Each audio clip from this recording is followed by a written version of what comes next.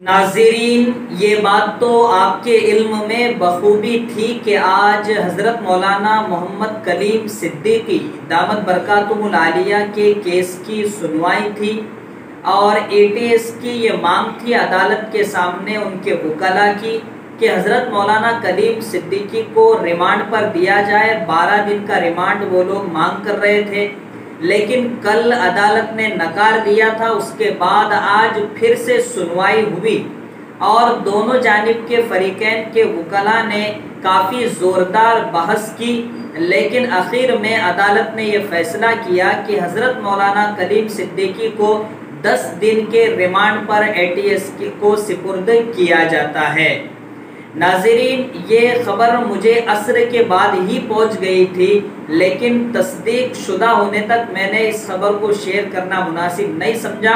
लेकिन अब चूँकि बहुत ज़्यादा एजेंसी लखनऊ की जो है उसने भी इसकी तस्दीक कर दी है और भी ज़्यादा ऑफिशियल लोग ट्वीट कर रहे हैं, जो मोतबर ज़राए से खबरें देते हैं वो भी ट्वीट कर रहे हैं। इसलिए अब ये खबर बिल्कुल पुख्ता और यकीनी हो चुकी है कि हज़रत मौलाना को 10 दिन के रिमांड पर भेज दिया गया है। नाज़रीन, इसके बाद अब फैसला तो 10 दिन के बाद ही हमें पता चलेगा, लेकिन इसमें ख़ास बात यह है कि रोज़ाना मेडिकल का हज़रत का चेकअप होगा और अपने वकील से मिलने की इजाज़त होगी।